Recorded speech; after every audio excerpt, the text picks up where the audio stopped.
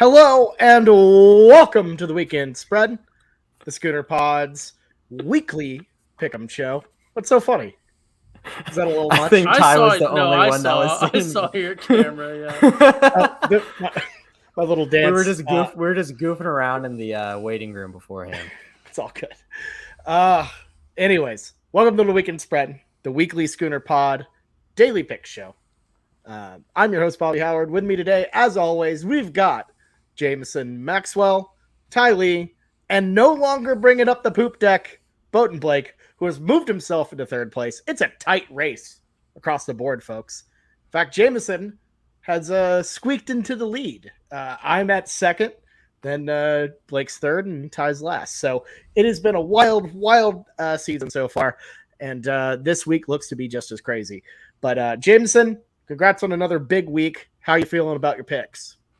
I mean, I'm feeling really good this season, and let it be known that all four of us here are over 500 this season. Yeah. I mean, I'm not trying to say like we've been doing the hard work, grinding behind the scenes and getting the nice analytics to get us here, but there's not many shows that can say all four of their members right now are above 500, even like radio shows and stuff like that. It's just not common. So it's a pretty cool accomplishment. Give ourselves a good pat on the back. I'm feeling pretty good about this week. And let me just say this, that Boko cover, ooh, that felt nice. That felt nice last week. The second, I think maybe the second time in history Boko covered on there. It only took a Houston Baptist win to get there, but Houston Christian. Houston, I forgot they changed their name. Anyways, Blake, no longer in last. How are you feeling? Oh, I'm feeling great. I woke up feeling a little cocky today, We talked, as you'll hear on the feed before this, talked a little OU TCU, feeling great about that. Feeling great about how I'm picking. Unlike Texas, I am back. Last week, I had kind of like my eyes when I was looking at the spreadsheet on Jameson. I'm like, gotta catch Jameson. Like, we're down 3 picks. This is bad. Like, this is really bad. Like, you are about to send yourself into the doldrums of having to do the 999 challenge. And I was really depressed because I'm like, Jameson's beating me. Like, we had a lot of different games. And Jameson's beating me. But then I realized the man in the cowboy hat, Ty. Oh, help me out, man. The rivalry with Bobby on the OSU-USC game was perfect. It helped me out so much, put me in a great mood. I'm ready to keep the momentum going this week.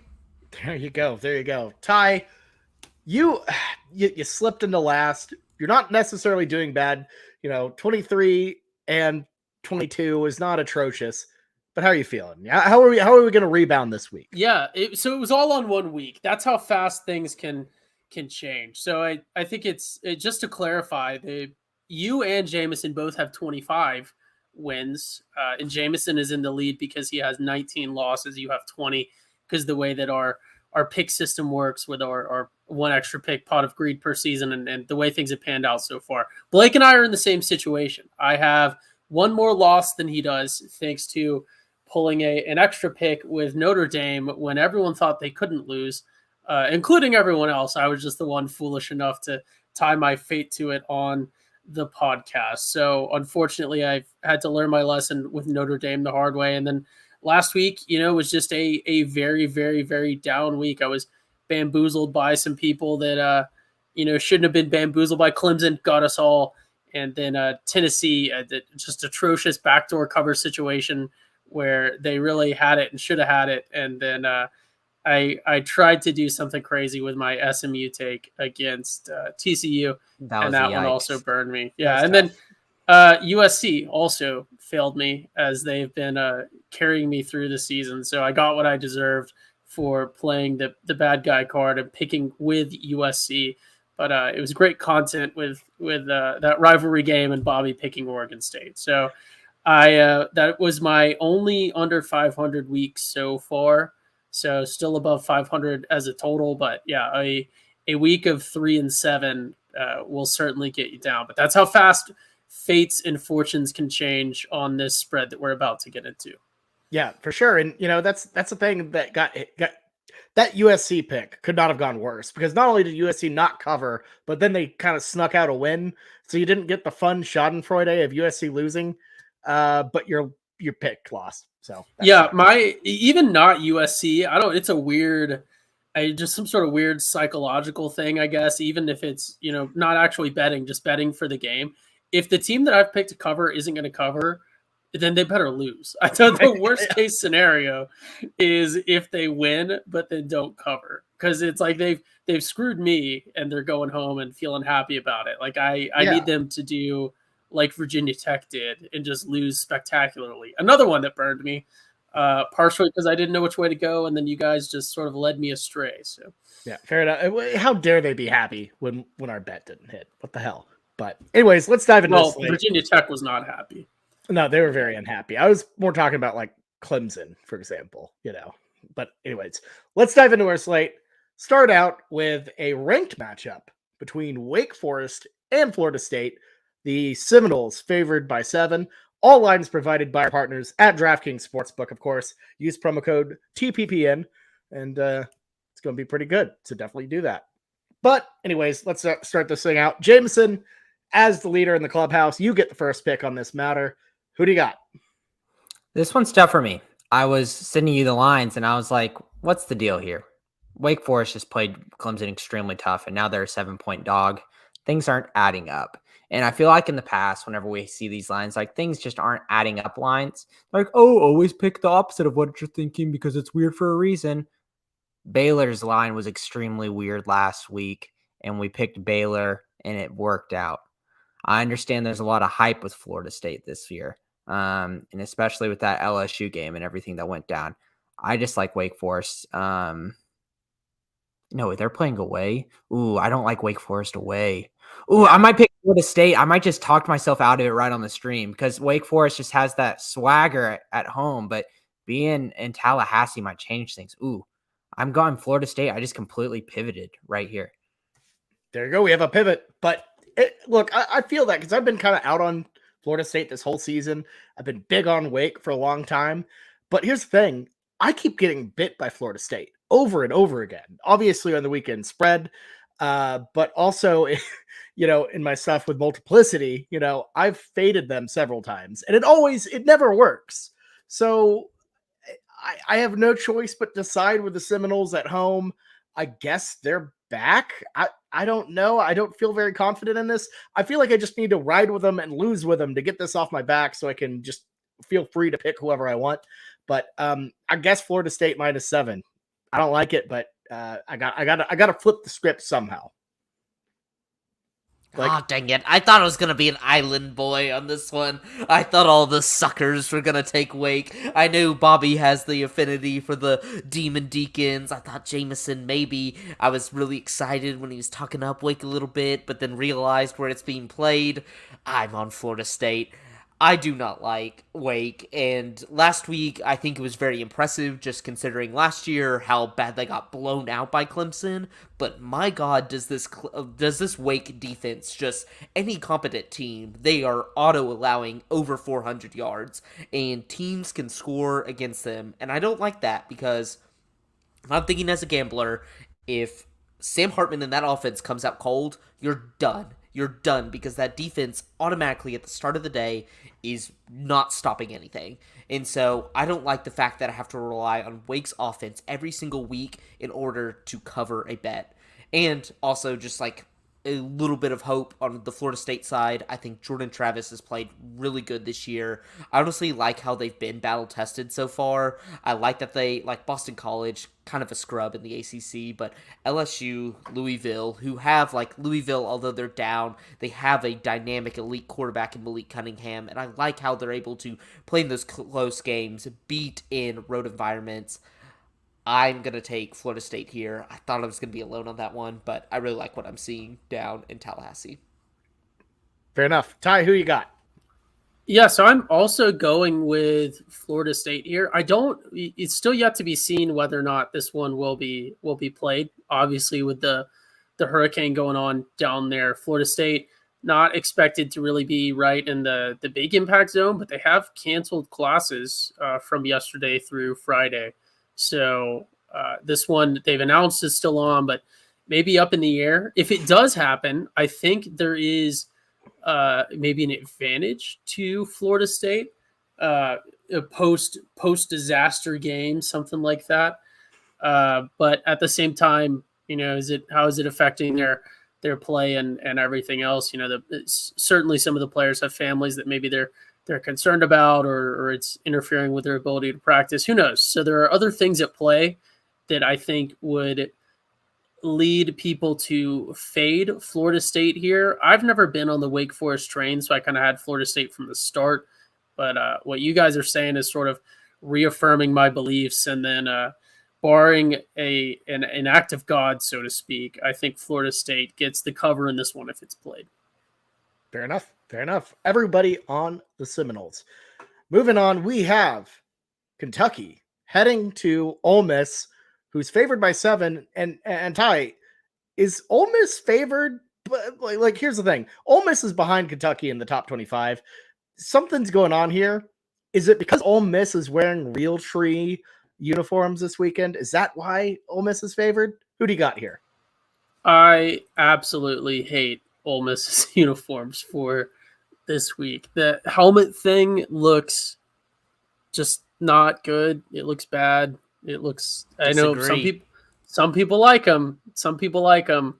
I've seen people call them course cans. I've seen someone called it a futuristic bathroom from 2002 or something that someone had like sponge painted.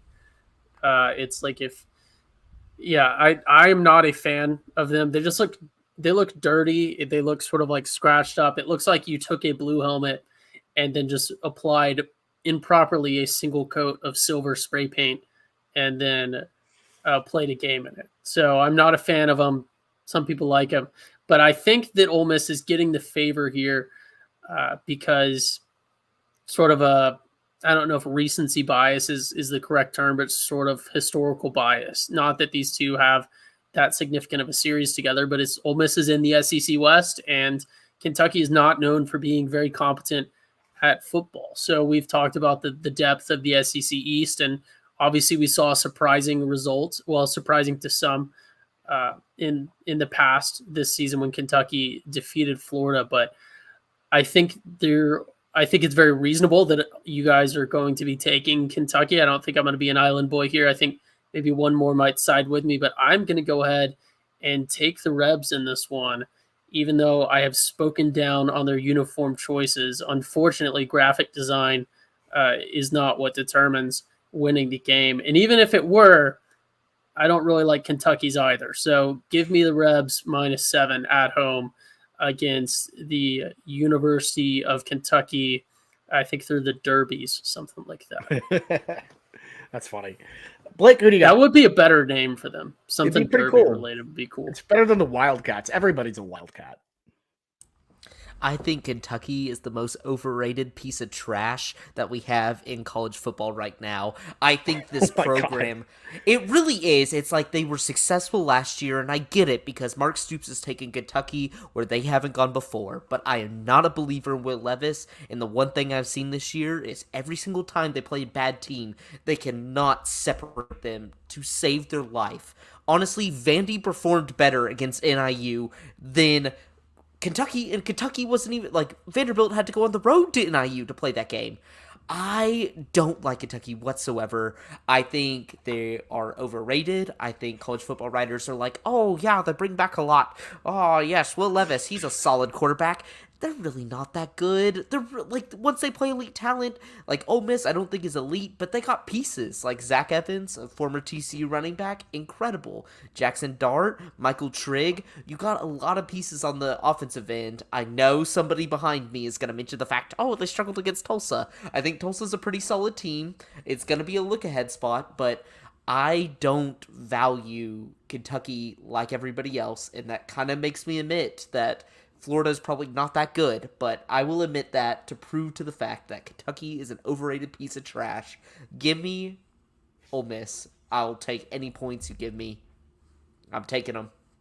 Okay, damn. Wow. A lot of strong emotions on Kentucky, who I kind of like. And I get that. I will agree with you on this, Blake. I do not think they're as good as people think. On that same end, I'm not really huge on Ole Miss as well. And because of that, One, I like Kentucky more than I like Ole Miss, and two, I like having points rather than giving up 7 points. So I think Kentucky +7 here is a good play. It's a play that I like, and it's a play I'm going with. I think Ole Miss, they're all right. They're not bad, but I think Kentucky is definitely a step up. I think they're definitely the second best team in the SEC East at this point, if you ask me. So, yeah, give me Kentucky +7. Yeah, I can see why you're saying that, Bobby. But here's the thing: Ole Miss, you can tell, really, I feel like hasn't put their foot on the gas in their neck and their foot on people's throats this season so far. Everyone's going to point to the Tulsa score, and they're going to look at that and they're like, "Oh, they played Tulsa close." Ole Miss scored 28 points in the second quarter, then just didn't score for the rest of the game. Is that because they were looking ahead? They were being too complacent? It could be that, and that could be a negative, but I view it as they just have so much talent on offense that I feel like they could just run away with this game. Will Levis makes a couple mistakes here and there like he's been tended to do. He can throw interceptions. That's probably the weakest part of his game. And Ole Miss might not turn back the way that their offense is. Jackson Dart, and you mentioned Zach Evans, Blake, but he's not even the starting running back for Ole Miss. Like because he's injured right now. He's injured right now. He's come back from he's playing. He's still playing though. So what I'm trying to say is they have a two-headed monster at running back right now. If Zach Evans is your backup, and then Judkins has been putting up good numbers. I like Ole Miss here -7. Yeah, and I will say Ole Miss hasn't really played anyone. I think the best team they played is arguably Troy. Troy, Central Arkansas, Georgia Tech, and Tulsa.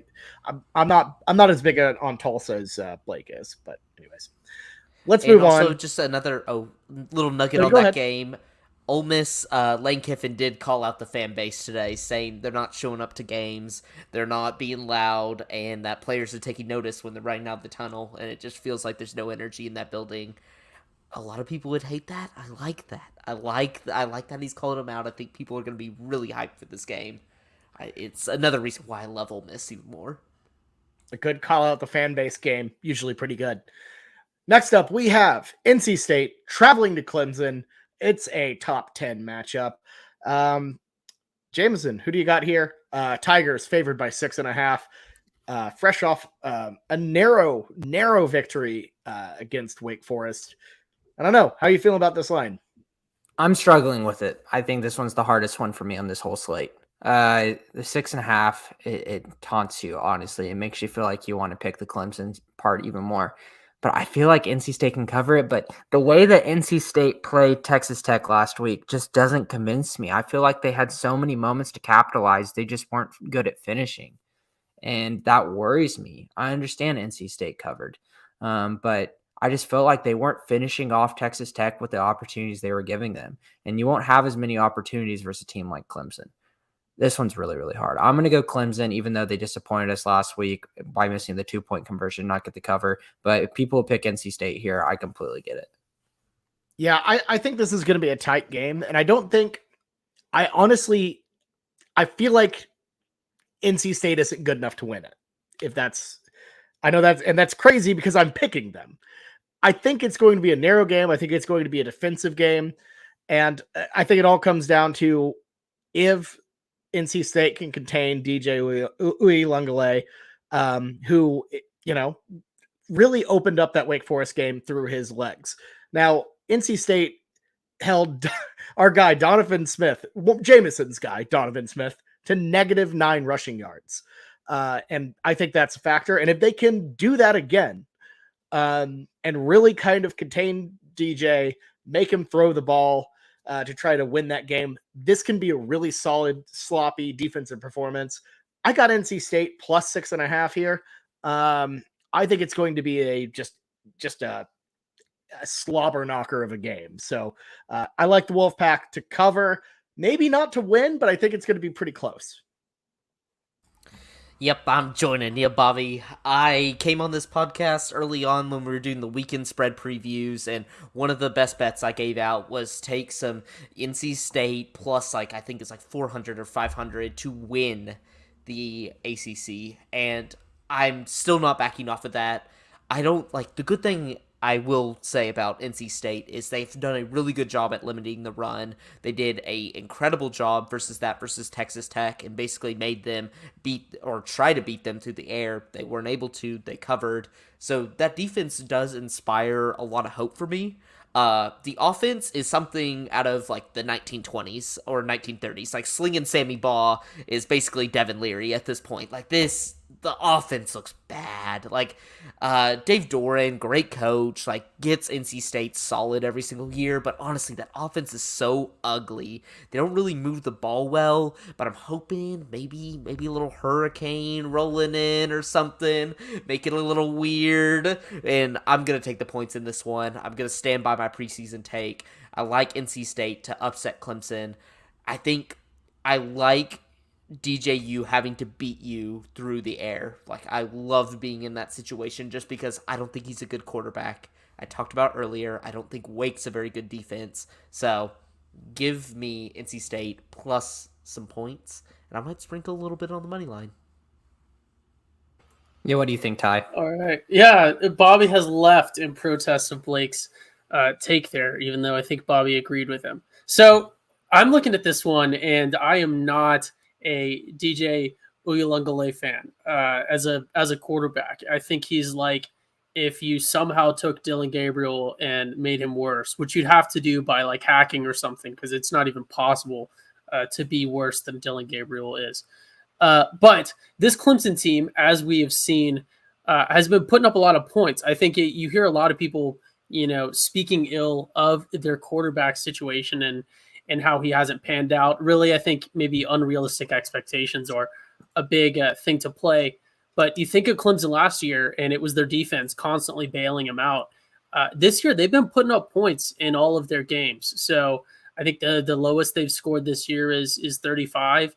And I know that this is a terrible, terrible, terrible way to look at things and evaluate them. But this is an NC State team that barely beat East Carolina to open the season. Obviously, the season opener is one thing, and that is a sort of a rivalry game, which is a sort of a neat thing within the state of North Carolina, just playing a bunch of rivalry games to open the season. But NC State barely squeaking by an ECU team that lost to my atrocious Navy midshipmen certainly concerns me when I look at the fact that Clemson has at least been tested now by not a team of NC State's caliber and level, but having a big shootout with Wake Forest, I think really prepares them for this game in a way that NC State hasn't really been tested. I know a lot of people can point to that Texas Tech win, but I mean, I think everyone, if you excluded the anomaly with Texas, know how you stand on Texas Tech. So I will be taking Clemson minus 6.5. I had that whole time no idea what Ty was gonna pick. Zero idea. Well, Ty did snap. Well, I Some had majorly roundabout. I had a tight, thing to drop and pick Clemson, and then Bobby's connection started going away, and I was trying to sort of string us out a little bit. My computer is just freaking out on me here. I can tell you. It's charging on. It's charging off. I hate it. I'm freaking out, but not really. We're composed here. So, anyways, let's move on to the Alabama Crimson Tide heading to Fayetteville to take on the Arkansas Razorbacks. Alabama favored by 17.5. Tide? Is that too many points for the Tide? Yeah, so this one I actually wanted to just mute myself and then make one of you read my take in the private chat, but I figured that would be really bad for the podcasting format. And we love our podcast listeners who are hopefully listening with Raycon headphones, promo code TPPN. But when I look at this minus 17.5 line for the Alabama Crimson Tide, of course provided by DraftKings, promo code also TPPN, I don't even Arkansas does not even deserve the respect of an analysis for this game. They are so beyond undeserving of even being on the same field. This will be a home game for Alabama. Give me the Crimson Tide minus 17.5. I would take the Crimson Tide minus 35 in this one against this atrocious garbage Whoa. team. It's like if you took Mizzou and changed their branding, you would get the Arkansas Running Pigs. Give I have a me the feeling. Crimson Tide. The Arkansas Running Pigs. I'm sorry. The uncooked Glizzies. But they're about to be cooked this weekend by Nick Wow. Saban and his barbecue boys. All right. Blake, how do you think Arkansas responds from the oink doink, gets a cover against Alabama here? I don't think so, and I'll give Arkansas their props at least. I thought Arkansas very much should have covered last game. They outplayed A&M in about every facet of that game and just made some really dumb and stupid mistakes that just like A&M has a good enough defense that they don't allow many points, and like when you do a 360 handoff fumble return for a touchdown, like that kind of ends up being the game changer. But Arkansas came out early, then was up 14-0, went flat. But the one thing that I've seen over Arkansas this entire year is they rely so much on the run. I know we talked about it going into the season, but like, my God, does KJ Jefferson not really pass the ball that much? Like, looking at his stats, the best like passing game he's had so far was 223 yards versus Cincinnati, and the rest have been in the hundreds. So they're very much reliant on the run, and Alabama, I don't think is as elite as some of the Alabama teams in the past are, which a non-elite Alabama team means they're still number 1 or number 2 in the nation. But the one thing they do really well on defense is stop the run. They went into a hostile environment in Texas, were able to stop Bijan Robinson, one of the premier backs in the nation, and didn't allow him to dictate the game whatsoever. Made Hudson Card and Quinn Ewers try to beat him. And so I don't like Arkansas being a one-dimensional team against a good coach like Nick Saban. That seems really dicey to me. I know 17.5 points is a lot to lay, and with the hook there too, that's a little nasty, but I don't know how Arkansas can game plan to beat this Alabama defense. Fair. Hey, that's fair. And I will say this. I think 17 is too much. I don't know. I have this feeling that Alabama on the road they aren't quite who they are. And not only that, but I don't think this Alabama team is that same type of Alabama team we've seen in the past that goes in, absolutely murders you. I'm not getting that feeling. I'm getting that, that 2021 feeling where they're pretty good, but they have to kind of squeak out games and it just doesn't work. And I think to me, the biggest thing is I'm so out on Bill O'Brien as their OC, and I think Pete Goulding is not very good. I think this is the type of game where they can walk into Fayetteville, play a scrappy game, get a win, but 17.5 I think is too much. Arkansas, especially I think on defense, will do a really good job of exploiting Alabama's kind of issues on the O-line. They're the leading team in the SEC in sacks right now. And Alabama, that's not great. If they get some energy going, punch Alabama in the mouth early, I definitely could see this being a game that stays close. I think the Tide win, but I think Arkansas gets a 17.5 point cover. Just too many points. And not only that, but that hook kind of freaks me out. So I got the Hogs here. See, I was going to agree with you earlier today. Whenever I first looked at the line, I said I can see Arkansas backdoor covering this or keeping it close. But then I wanted to make sure with this because it's just hard for me to pick against Alabama in these betting lines because I just feel stupid whenever they come out and blow the spread away by 10, 15, 20 points in some instances. So I started looking at it some more and I was like, what is Arkansas's team good at? And I came to the same thing that Blake was talking about, the run game.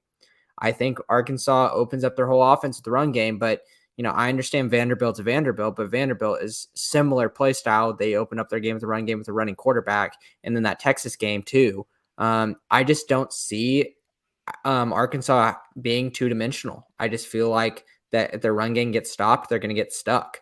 So I think Alabama wins by 21 here. Okay. Dang. All right. Fair enough. Let's move on to our next game. The two upset heroes of the irate eight. We have the Texas Tech Red Raiders traveling to the Little Apple to take on the Kansas State Wildcats. K-State favored by 8.5. Jameson, who you feeling in the battle of the upsetteers? I don't know. Who do you got? Okay. People are going to be overhyping Texas Tech. It's just as simple as that. They beat Texas. And, look at the FPI. FPI had Texas as a top 10 team. And look what Texas Tech did. Wow. Let's not buy into that hype too much. K-State's also going to have hype. They just went into Norman, beat us. But people are still going to be a little cautious because what they saw versus Tulane. I think Tulane, they clearly were not paying attention to that game, and they completely looked past it. Now that they have the momentum and they beat OU, I don't think they're going to be looking past another game. I think they go and smack Texas Tech in the face, win by double digits. Fair enough. And man, I would love to be all on that, mainly because I think this K-State team is really, really good, but they always have that letdown right after a big OU win. This first game always lets you down. I'm going to go the Red Raiders on the road, 8.5. And I know this is a weird turnaround because I've always obviously been on K-State, been fading Texas Tech, but there's something to me about Joey McGuire and that speech he gave afterwards where I'm like, this is a team that's going to keep this game close. I think they have that energy. I think K-State always gets a little bit, they always, they always like to smell their own shit a little bit after a win like that. And I think Tech keeps it close, covers the 8.5. They always just have a weird way of letting down. So give me Texas Tech plus 8.5. Yeah, this is just a gross matchup in so many ways. It's a gross number, 8.5. You're like, what are you going to do with that number? I don't like either one of these teams. I think Tech got really lucky last week, had a lot of things go their way. I think Kansas State wasn't lucky. I think they actually played a really good game, came out, and I thought really commanded that game in a way that I was about to say I didn't see, but I did see coming because I was the only one who chose Kansas State on the weekend spread last week. But I might have to side with Jameson here. I like the 8.5. It's just Tech, you have to rely on Donovan Smith to get you everything. They are such one-dimensional side on offense, and I understand K-State's kind of the same way, but at least Adrian Martinez, he kind of had his pass last week where he'd scramble out about to run, OU defender comes up, and he just throws some, ugly duck intermediate pass to, some open tight end across the middle. I think I like Kansas State here. I'm not very confident at all. I'll go with Adrian Martinez. I'll go with Deuce Vaughn. I'll go with kind of the more experienced guys here. Don't bet this game. Just don't bet. Just kind of sit back and watch it, but don't bet this game. It's too ugly. Yeah, it's disgusting. I really don't like it either. Ty, who do you got? Look, what happened was all off season. Texas Tech has last season they found themselves sort of imprisoned near the bottom of the Big 12, trapped on sort of an island of desperation, so to speak. This is the situation that Texas Tech was in. And they looked around and they said, what do we have around us? They saw a bunch of cactuses. They saw a bunch of birds. Why they need birds will become apparent for the rest of this evaluation. And they saw presumably some sort of Walmart in Lubbock as well. I assume there's a Walmart in Lubbock. So what they did was they went to the Walmart and they got themselves some glue and they mixed up a sort of a glue paste. And then they went and they captured some of the birds and they plucked them of their feathers and they adorned their arms with feathers to create these wings. And then they climbed atop a cactus. And what did they do? They looked right at the sun and they leapt. And boy, did they fly. They flew right on to a win against Texas. But much like young Icarus, Texas Tech is now ventured too close to the sun. That is very hot this year. It's still 90 degrees. We're done with September. I assume it's also hot in Lubbock, Texas. I actually don't even know what part of Texas that's in. I think it is a suburb of Waco. But I assume it is also hot and sunny there in Lubbock, Texas. You could say Texas, where they have the cacti, which is plural for cactus. But yeah, much like young Icarus, the sun will melt the glue and the feathers will fall off and they will crash and burn. Give me the Kansas State Wildcats minus 8.5. I think Texas Tech's good part of the year is done for. They've peaked already with their Texas win, and now they're going to be reliving those glory days when they beat Texas. Blake, I was waiting for him to say that whole story about Texas Tech flying too close to them, and he's going to be like, and that's why I choose Texas Tech to cover this game. Ty's all over the place tonight. He's been a wild card. He just kind of lulls you into a nice little story, and you have no idea where he's. Well, that's what I did. I didn't do it last week, and look what happened. I got to turn up the misdirection. I love it. I love it. So second straight Island boy for me. So I'm feeling the heat. That's great. Love to see that. But you know who also might be flying close to the sun here? The Kansas Jayhawks, who are undefeated 4-0 and hosting the Iowa State Cyclones, who are favored by 3. Okay, this isn't right. No, this isn't right. Sorry, let me fix this. That's right. Yeah, the Kansas Jayhawks hosting. So, Ty, do you think Kansas keeps the miracle run going, or do you think it stops now? You don't need to do the Icarus model. No, I don't know. So what happened was Kansas looked around and they saw Walmart. No.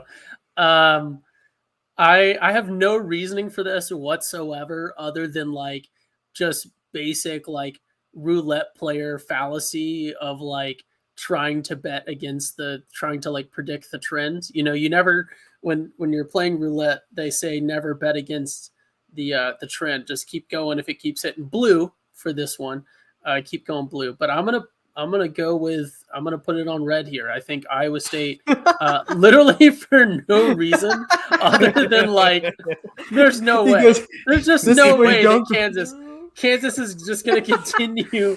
Are you kidding me? There's no way. There's no way Surely. Kansas is going to continue. And you know what? If they do, and I'm not to preface this, I'm not trying to hedge this. I would love for them to win. I think it would be hilarious, but I fear having to do the 999 at the end of the season. So every win counts. I'm going with Iowa State here, although I hope Kansas wins, just straight up. I mean, God forbid Kansas covers and doesn't win. That would be worst case scenario. Give me Iowa State. Matt Campbell is a coward. Okay, I love it. Blake, who do you got? Yeah, I hate to be the Debbie Downer, but I think I'm going to go Iowa State as well.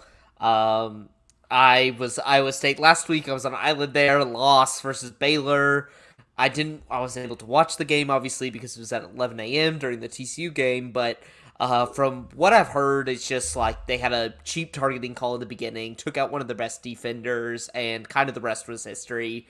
That Baylor was kind of able to do with what their talent, whatever they pleased on Iowa State, and so I still really like this Iowa State defense, and that's the one thing I look at Kansas, and I'm like, Kansas hasn't played a really good defense. Like, they have carved up Duke and Houston and West Virginia. Like, those are good schools. Like, I think West Virginia is the better of the defenses, but even then, I feel like this is a mirage.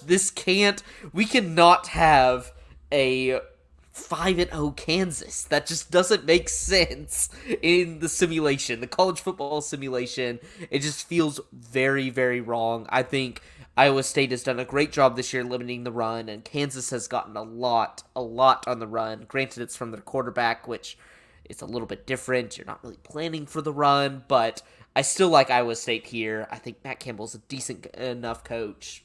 Bounce back. I'm going to take the 3. Give it the Cyclones. That's fair. But you know what? I'm going to continue to ride with our boys, the Kansas Jayhawks.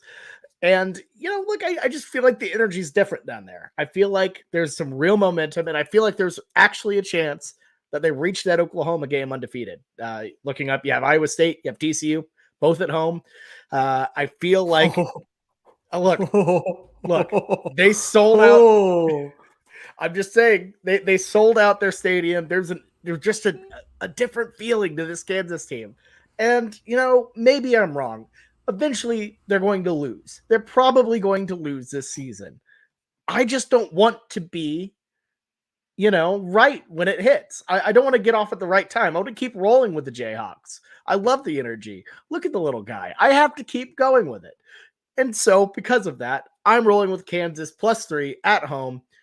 I feel like the linesmen just haven't adjusted yet. I think they're legit. I think I think I think Jalen Daniels is actually a really good, really just talented quarterback, and I'm just saying it. I think Kansas keeps the momentum going, gets the win.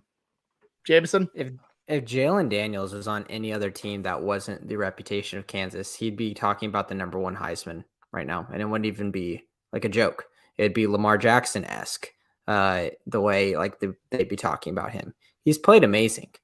And trust me, I've enjoyed this Kansas run. I've been riding on them the past couple weeks ever since you put up the little wide-eyed, long leg Kansas Jayhawk, and it just melted my heart. And I was really hoping everyone was going to pick Iowa State because I have to get off now. I really have to. And it's just so sad. I have to pick Iowa State. I really do. Kansas played good and they were really flashy and they had all of these sexy plays last week.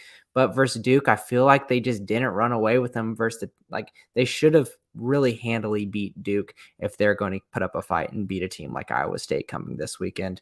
I agree with Blake. Iowa State looked like a really good football team last week, and just a lot of things didn't go their way. I think Iowa State wins here by 6 in a fun game to watch, but an absolute sad one for me watching the Jayhawks ride go down. Well, I can't say I'm pretty disappointed, boys, but it's all good. I'm going to ride with my Jayhawks till it falls off, even if that makes me a triple island boy, sweating a little bit over here. That's okay. Let's move on to our next game. The West Virginia Mountaineers travel to Austin to take on the Texas Longhorns. Horns favored by 9.5.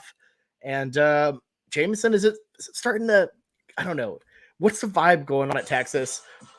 Gosh, dang it, ESPN. You gotta be kidding me. It's always, yes. Let me talk about. Let me talk about Texas and West Virginia, what's going Bobby. On? Yeah. I have been the biggest supporter of West Virginia in this group. I have seemed to pick them, in that Pittsburgh game when no one else did, even though that was a push. I still think West Virginia should deserve that cover. And then obviously the Thursday night game versus Virginia Tech, whenever y'all laughed at me, and then y'all were laughing at yourselves after Virginia Tech got absolutely pummeled. I like Texas here to cover. They're coming. They're going to be at home. They're off of a big loss versus Texas Tech. I feel like we've seen this a lot, even in the years where Texas goes like 6-6 or 5-7 or whatever. They have these big letdown games, and then they come out and punch an inferior opponent in the face. And you're like, oh, Texas is going to be fine. They're going to be totally fine. And then they let it down again. I think we are on the uptick of Texas right now, but there will be a downtick very soon. So I'm going to take Texas 9.5. Yeah, this is tricky because I have been fading the hell out of West Virginia, but that Virginia Tech game completely hit me in the mouth. I didn't see that. And I should have seen it coming because they have looked pretty damn good at times. They have looked good on the road. But I don't know. That Texas team just looks vulnerable to me. They just don't look right. But at the same time, I think a bounce back is coming. I think their performance. I convinced you, Tech, it seems. I can tell you that my argument has convinced you a little bit. No, I was always on the Horns. Because here's the thing, that Texas Tech game was more of a collapse than it was just flat out losing. I feel like that was a situation where it really just got out of hand quick. But I think this Texas team at home will get the job done, get a cover against West Virginia. 9.5 seems easy to me, easy enough for me for them to get the cover. I don't love this number. I don't love this game at all, but I like the Horns here to get a win. But I will say, if Neil Brown goes into Austin and takes a win here, that seat's going to be pretty hot entering Red River for Steve Sarkisian. You got to feel. So maybe not hot, but like pretty toasty. Like, what do you feel about this? Yeah, I don't feel confident about this game, but I'm joining y'all. I just think West Virginia, like, I kind of overrated Virginia Tech last week, and I think I was just relying on that home atmosphere. I thought, honestly, Grant Wells was going to be a lot better, and when I was watching the game, Virginia Tech was going well, and then when I turned it off and had to do other things, they collapsed, so I'm going to blame it on that, but there's something about like that Kansas game versus West Virginia. They're really susceptible to the run. They're really susceptible to a mobile quarterback. I hope they use Hudson Card and scramble him out a little bit more. I think Bijan Robinson is really good, and like I like a guy of that caliber that's really motivated to like show that he's still elite, because I know like he was carrying around the football around campus in the practice facility all weekend long, daring people to strip him because he is so upset with himself. And so I think this Texas team is overrated. I think coming in, they have a lot of pieces. They're very flashy, but they haven't, like, Sarkisian hasn't shown that he's very successful in conference, but I just feel like they have such an overwhelming advantage to this West Virginia team that I can't I cannot go against the Longhorns here. Give me Texas. Fair enough. Ty, who do you got? Yeah, so you guys said West Virginia has played good on the road. The farthest they've gone is a 3-hour bus ride to just Northern Virginia. So I don't know if we can really compare that. I know the pit atmosphere was certainly crazy, probably crazier than Austin is going to be able to produce. But that was a very, very close trip for them, and they lost that one. So I really don't. I don't see any reasonable. We're talking about a team that let Kansas put up 55 on them, and then lost to them. And as of right now, that looks pretty good. They only lost to the leading team in the Big 12, but I think certainly, and I know I've been burned on Texas picks so far in the season, but I think certainly minus 9.5. I think Texas has that in them at home against this West Virginia team.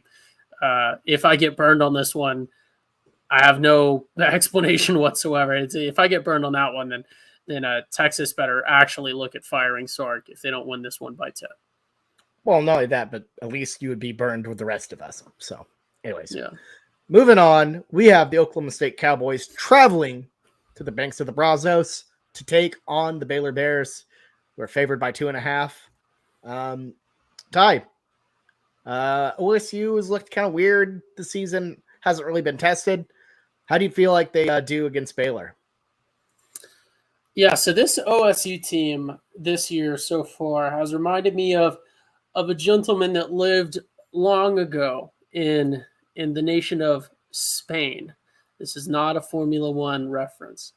But this man lived long ago in the nation of Spain, and he was an avid reader, and he read many, many books about the knights of old, and he really fell in love with chivalry, and he felt that he was wronged, and he wanted to go and show that he was a knight of old. This is the Oklahoma State. They have been wronged by OU by leaving the conference in their eyes. They have been wronged and disrespected in the national media and in their team, and they feel that they're this knight of old. And this knight of old, this man, his name was Don Quixote, and he was insane. He became a bandit, and then eventually his friends found him and captured him and put him in a cage, and all sorts of other madness ensues. It's, in fact, I believe, still the longest book ever written. So do not go read it, but if you do, you will read about this Oklahoma State team. So give me Baylor minus 2.5. I think that the home atmosphere in College Station is going to be worth at least a point. And then I think from there, just the sheer boredom and lack of things to do in Waco, where Baylor is actually located, will bore this Oklahoma State team to death, because at least in Stillwater, they have Eskimo Joe's and one Hideaway Pizza. Norman has two. So it is, Hideaway Pizza is in fact a Norman thing now. We have twice as many as Stillwater does, but there's nothing in Waco. I've been there. There's traffic, and there's I thought it was a high school stadium, but people told me that's where Baylor plays. I still don't believe them, but give me the Bears minus 2.5. I did not expect a Don Quixote reference, but here we go. Here we are. Ty once again taking us on a journey. Have no idea where he's going, but he's taking us on a journey, getting back to his roots. But I got to back the Bears here, too. I went against them last week. I thought against a good defense of Iowa State, I didn't think they were going to show up. And what scared me was that BYU game. Blake Shapen really not being trusted by Jeff Grimes, by Dave Aranda to really throw the ball. And they let him throw it like a little bit. They relied a little bit on the run, but that offense, I wouldn't say is super clicking, but it was against a Iowa State team who has a good defense and a good home atmosphere. And when I look at Oklahoma State, it's like, how is Oklahoma State going to beat me? And it's how they've been beating people all year long, and it's Spencer Sanders, and I hate that. I am not going to back Spencer Sanders to beat Baylor on the road, a team that Baylor, pretty similar squad. Like, Baylor lost a lot, but beat in a neutral site last year, which I know was a little revenge spot for that Big 12 championship game. But I hate the fact that Oklahoma State's defense hasn't been good this year, and they've relied on Spencer Sanders to win them games. I don't want that. I can't back that. Until proven otherwise, there's no way I'm touching them.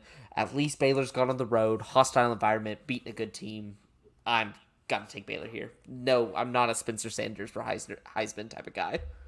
Yeah, no, I think the Spencer Sanders for Heisman hype is a little bit ridiculous, mainly because, it looks like, he solved his, turnover problem. They played Arizona State, who fired their coach, Central Michigan, and then Arkansas Pine Bluff. So, yeah, no, I would hope he would have solved his turnover problem against all of those. This Baylor defense is for real. This Oklahoma State defense hasn't been exposed yet, but it's about to. Even though Baylor's offense isn't super explosive, Blake Shapen, solid quarterback. I like the Bears at home here. I think this 2.5 line is just Vegas is undervaluing Baylor here a ton, and I don't really get it, but I'm for it because I think Baylor gets a solid home win here. So give me the Bears. Hey Ty, I might need you to get the gotta go fast because I'm about to go on a little hedge right here. You're gonna go fast?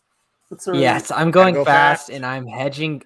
I talked very down on Oklahoma State in the preseason. I worried about their defense. I really did. And I talked down on Spencer Sanders. Here's my thing. I still think that their defense is atrocious, and I think that Baylor's going to put up a lot of points on them. But there's just something that's just telling me that Spencer Sanders has a vendetta and is going to pull something out this game. And it just kind of just has this feeling in my chest. It doesn't seem right. It's not as logical, but going into Waco, after what happened in the Big 12 championship, Spencer Sanders being a very long-time veteran with this program, goes out and wills his way to a win here. I have this weird feeling deep down that's going to be it. I picked the favorite in the minus points all throughout the spread, and now I'm picking the plus. So Oklahoma State plus 2.5. I just got this weird feeling.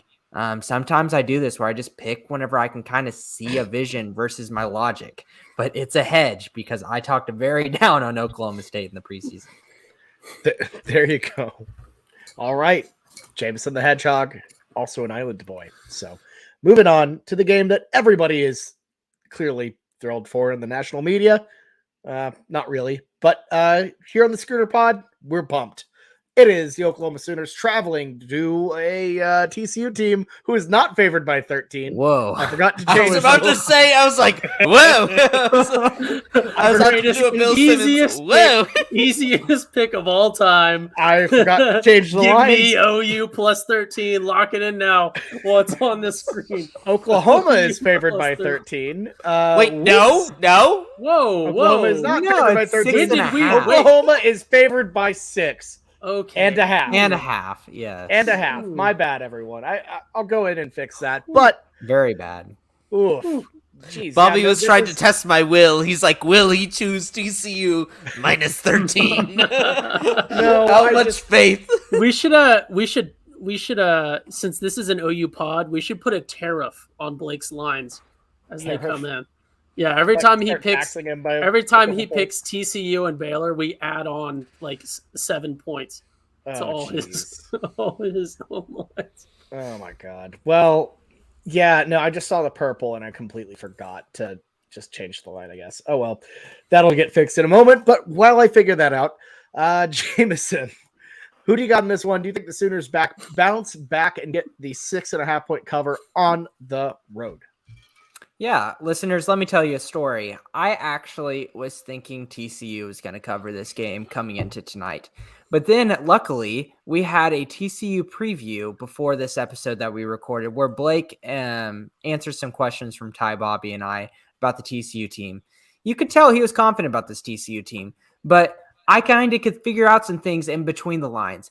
I didn't like how he said their offensive line wasn't that strong. I thought last week for Kansas State, that was their big point that pushed them across the line to beat an OU team. It allowed Adrian Martinez to have plenty of time to throw the ball and pick apart our defense with scrambling opportunities and Deuce Vaughn just chip away at us.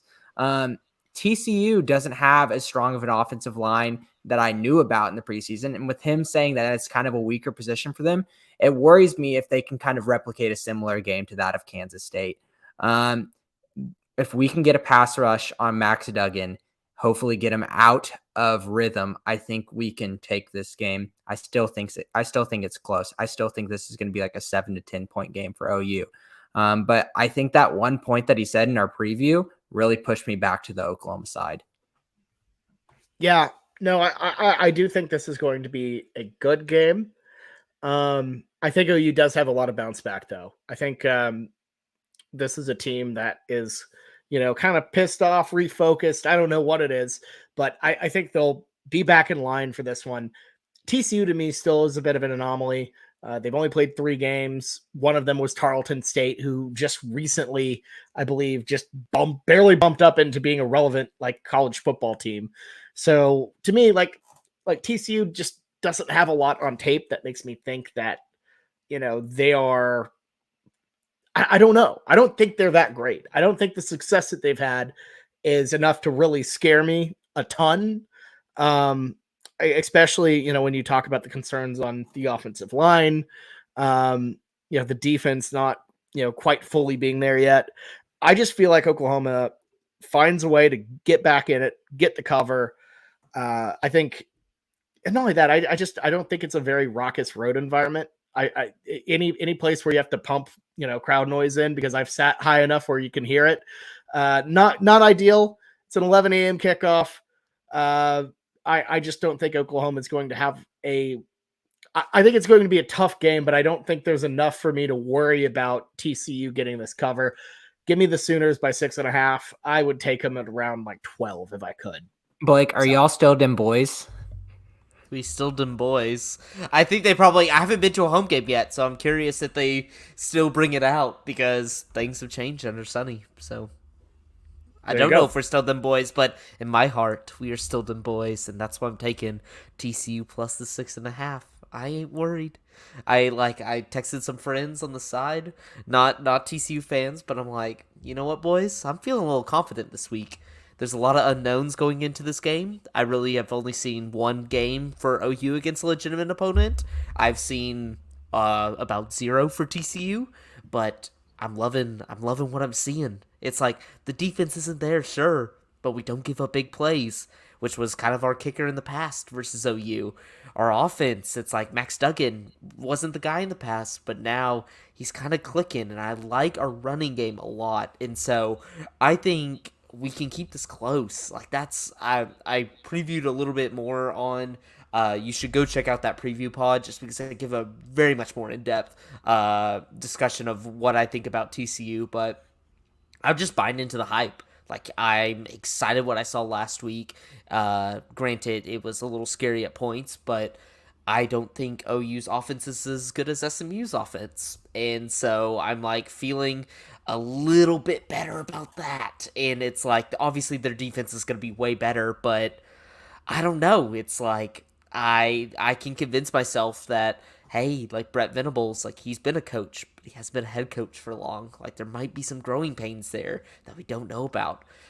It really took the wind out of my sails that K-State beat OU before TCU kind of had their chance at it, but I don't care. Give me the points. I might take a little money line as well folks. There you go. That's all I gotta say. I'm not with Bobby that you should not take that OU alt line minus 13. I don't believe in that. So give me Fair the enough. frogs. I love it. Fair enough. All right, Ty, who do you got?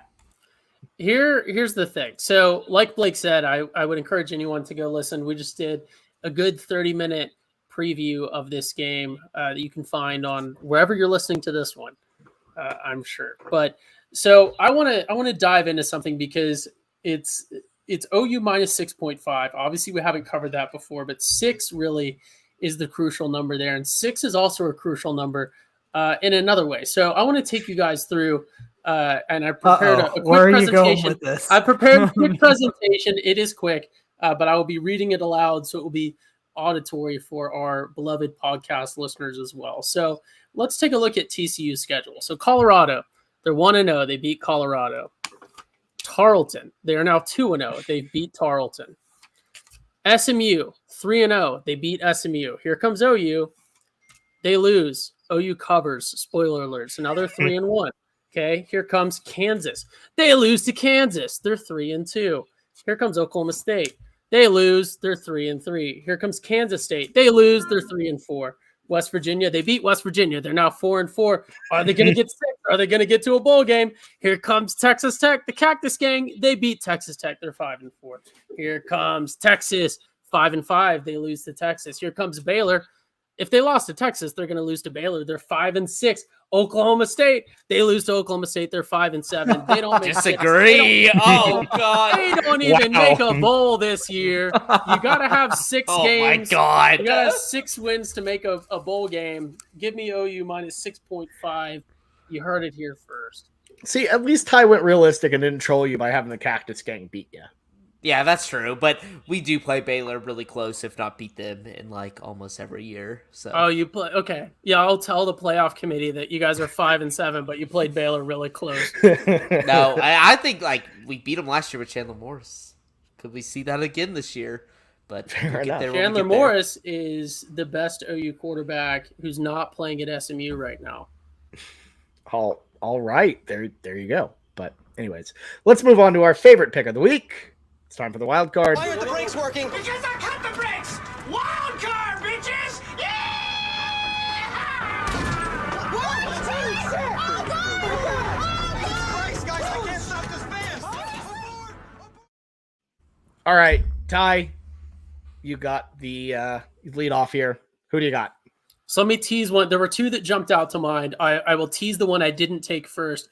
Michigan minus 11 against Iowa was looking real juicy. If you look at all of their everything's, I really like that one. I don't want to dive into it deeper on the off chance that one of you guys is taking it, but I know we're not big on Big Ten or big brand name matchups. The one I ended up taking, the one I have taken as my wild card this week is a bit riskier, which is risky to do when you're in last place as I am. But my heart is attached to this team. And no, it is not the USC Arizona State game. That I'm not touching any of that with a 10-foot pole. But I am a beloved fan of the Oregon Ducks. I think they're neat. I don't know what I like the uniform thing, but I think they're neat. And I know OU has some bad history with them. But I don't know. I got a soft spot for the Ducks. So the Ducks are currently, again, with DraftKings, our wonderful sponsors. As of time of recording, around 9 on Wednesday, they're minus 17 against the Stanford Cardinals, or I guess just Stanford singular Cardinal. Stanford is 1-2. They've lost to USC, which they lost by several touchdowns. And then they also lost to Washington, which they lost by several touchdowns. I know people are still down on Oregon. The Ducks got absolutely, what's a way that you cook ducks? They got cooked in the oven and basted with butter by the Bulldogs. Duck confit. Confit. Some nice duck confit. Don't talk about feet. Leave Caleb Williams out of this. But the Ducks they beat BYU. That was a big one. And then they had a big shootout. It was close against Washington State, but that was Washington State is a much better team than the Stanford team. So I think it is very, very risky. I don't like it at all. The Ducks have been known to burn people against the spread this year, but I got a soft spot for them. and it just didn't feel sporting to take the Michigan -11 line when I can go with a team that I've professed a love for and rarely picked with. So give me Oregon -17 against Stanford Cardinal. Fair enough. Blake, who do you got?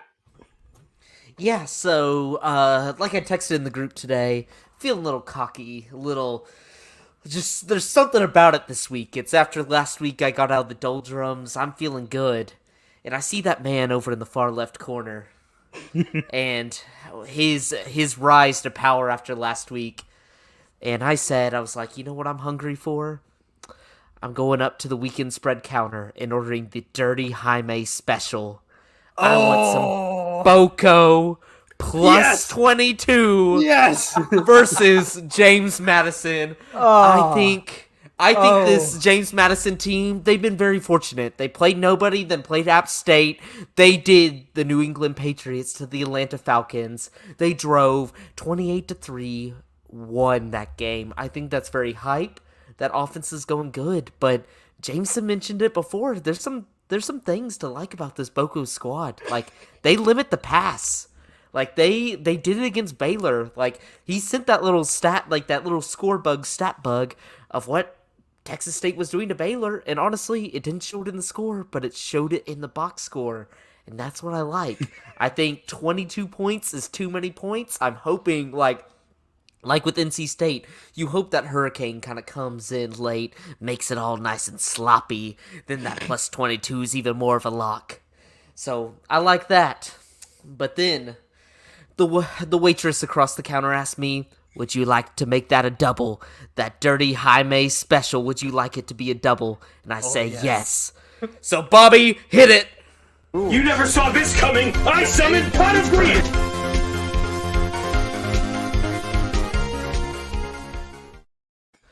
I'm making it extra sloppy this week, and I am going against a team that has screwed us all.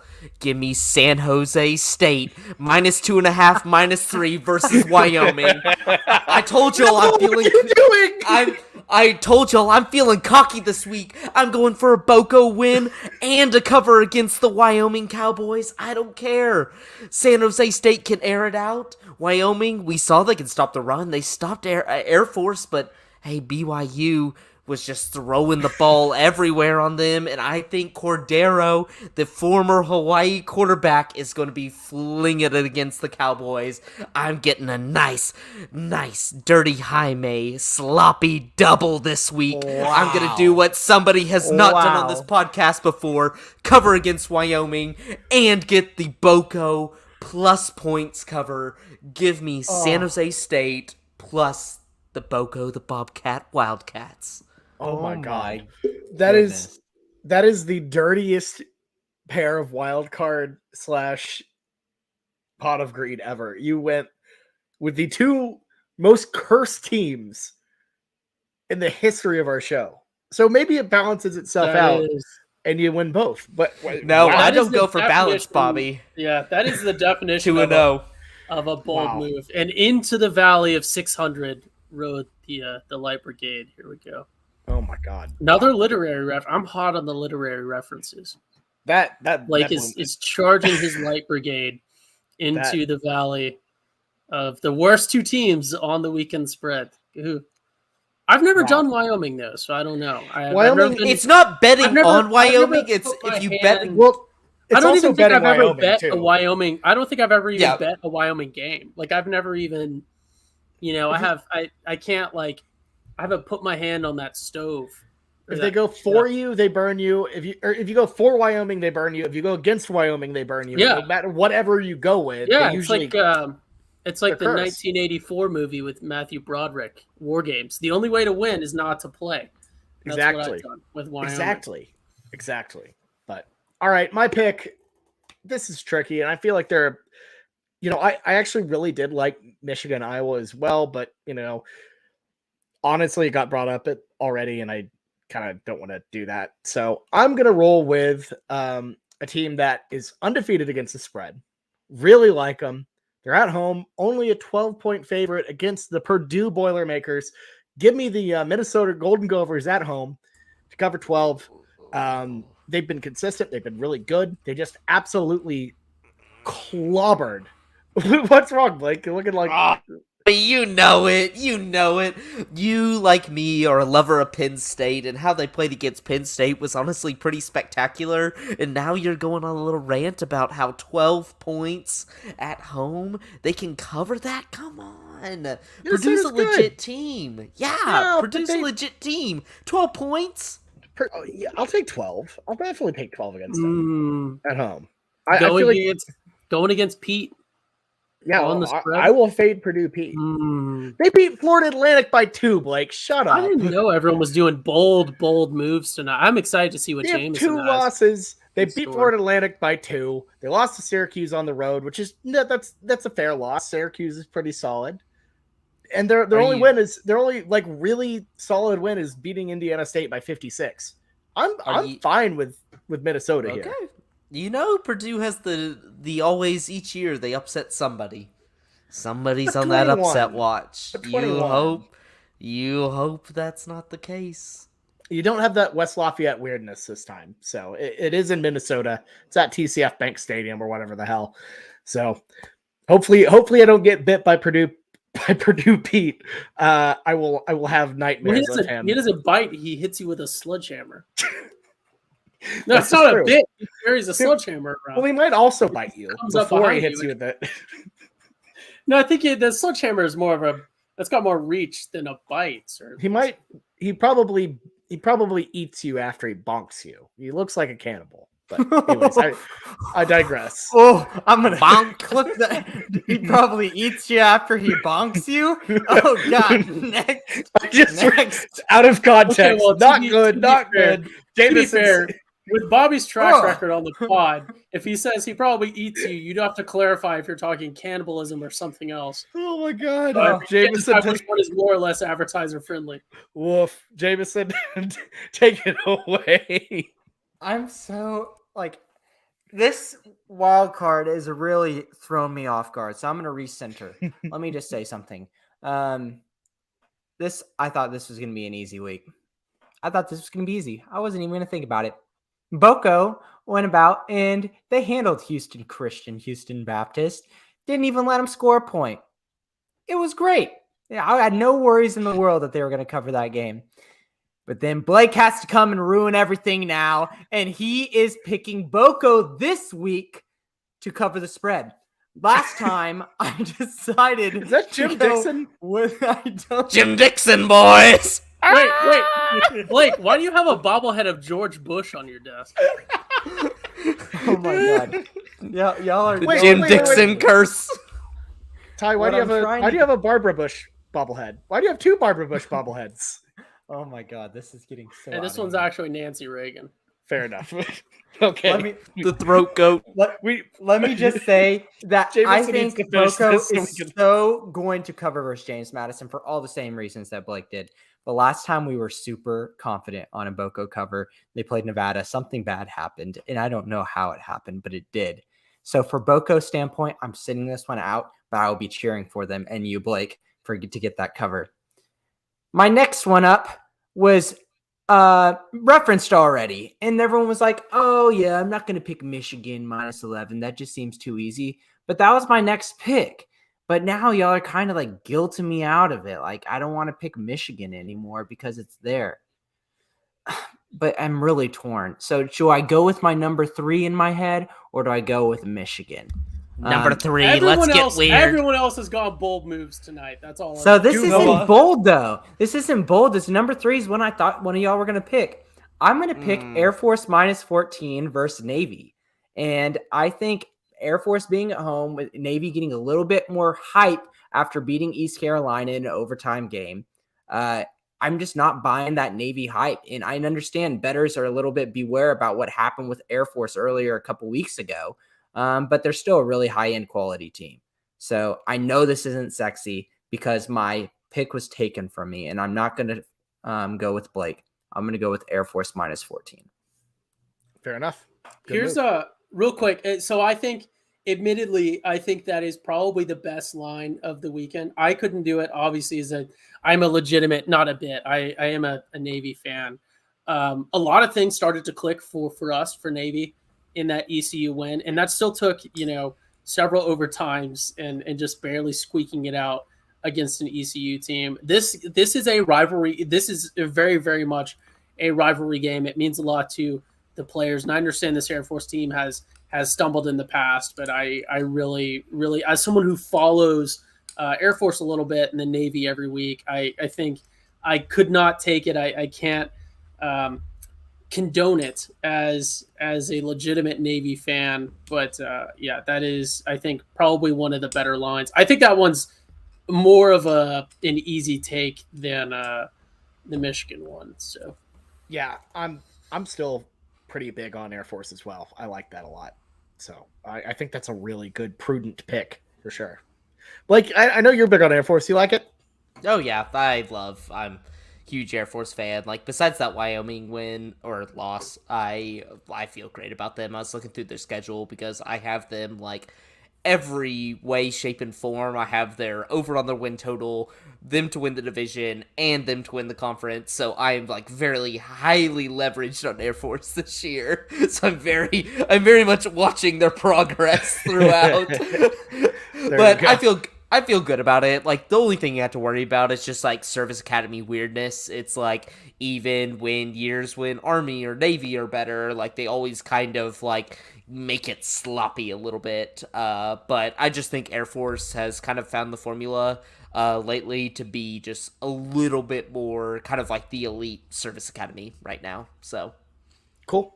Makes sense to me. So, all right, Jameson, that it? We're good? Nope. Yes. pot of greed Go Boko. No, I actually was considering doing pot of greed until you picked Poco. Ah, well, there you go. But I had to tribute Jaime today with my Man, what a great slate. I my love double that. Jaime sloppy Yeah. special. Well, I'm cheering for you. Yeah, for sure. At this rate, we might actually have to do a pot of greed, like reload the pot of greeds at like the halfway point. No, I'm going to But- hold mine. I'm going to hold it to the end. Oh, all right. Bobby, fair. Bobby finding a way to Honestly- change the rules partway through the season. I'm just looking at this pot of Classic. greed. I'm looking at this pot of greed clip, and I love it, and I don't want it to go away for like the rest of the year. Theoretically, like y'all did it right. Like, you should spend it early on in the season when like books don't know the value of teams yet. Like, the longer you go into the season, the harder it gets, and so I'm gonna y'all have did make something. technically the correct move. We but- don't need to do another pot of greed, but maybe there could be something. We need something a. down We, the we'll road. find some sort of gimmick. or Well, we something. usually have a double wild card weekend every now and then. I'm just going to hold on to my pot of greed. I'm in the lead right now. I'm just going to Hold hold on when to I your need it. wild card. Refuse. Jameson just goes the entire Refuse- season, doesn't refuse use to pot of do a greed. wild card. God, I would be so dominant if I could refuse to do a wild card the whole season. Jameson goes pot of greed and uses it on like the Heisman, like at the end of the year. Yeah, there's no established rule on what it can be used for, so you can just declare that the pot He of waits greed till is- the true. bowl game when that one team, just everybody on their team opts out. Like Florida last year versus UCF, it's like everybody is opted out or transferred, and it's like pot of greed. I use pot of greed to place a bet on Manchester City, straight up money line, Yeah. stuff like that. Yeah, just get real weird with it. But all right, guys, that's all we have. All of our picks in, so we're all pumped for the weekend. I know Jameson, me, and Blake are going to be in Fort Worth, so very fun times. Very pumped for it. But anyways, that's all we have for this week. We hope you enjoyed the show. As always, shout out to our sponsor, DraftKings Sportsbook, who provided all of the lines, as well as Raycon, who, shout out Raycon. But anyways, that's all we have for this week. We'll see y'all next week when we make more picks and break down OU Texas. I can't believe it's Red River already. This season has just flown by. But anyways, all right. Good luck out there. Have a good weekend, everyone. Shout out Raycon headphones. They hit the headphone